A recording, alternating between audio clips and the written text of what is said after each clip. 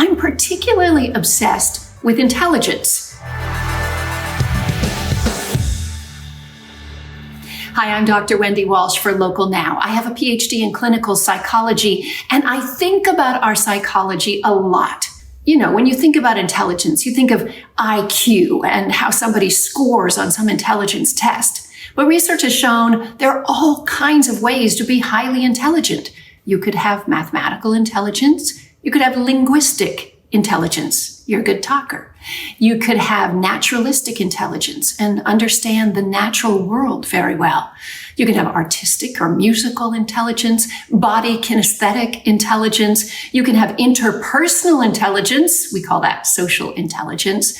And you can have intrapersonal intelligence. That's insight and understanding into your own feelings. Some people refer to it as your EQ, your emotional intelligence. I'm going to tell you 5 ways to spot somebody who has a low emotional intelligence. It might help you understand coworkers or bosses or even potential mates that you're dating. So here we go. 5 ways to spot somebody who has low emotional intelligence.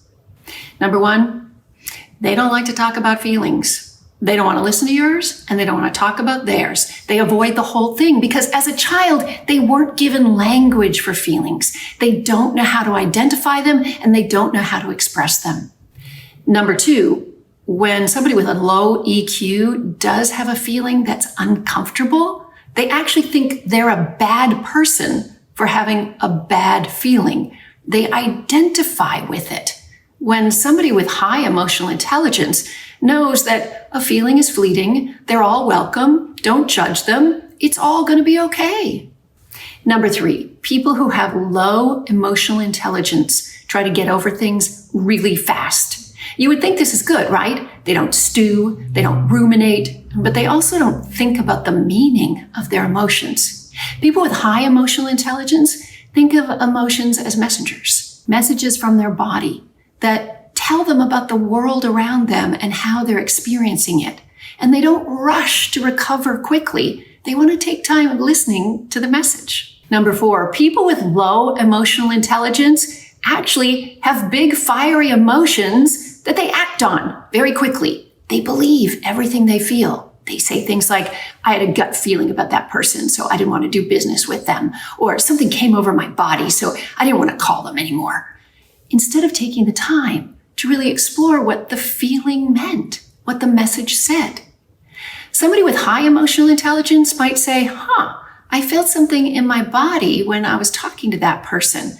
Is it something they did, or is this reminding me of a problem I had with my mother when I was young? Or am I putting so much onto this that it's really not about them, it's something going on with me?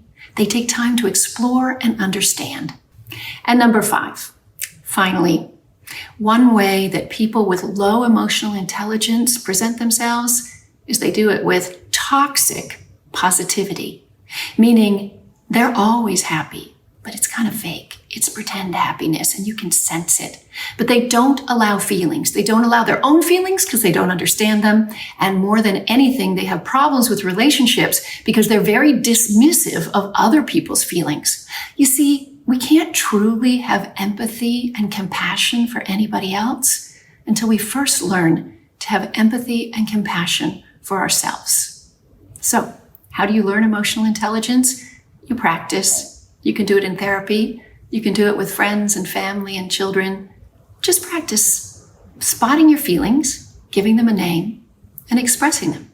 I feel sad, angry, scared, excited, anticipatory. Whatever it may be. Get used to saying I feel a lot, and then put a name on that emotion. I'm Dr. Wendy Walsh. Thanks for watching on Local Now. You can follow me anywhere on my social media. That's at Dr. Wendy Walsh. We'll see you next time.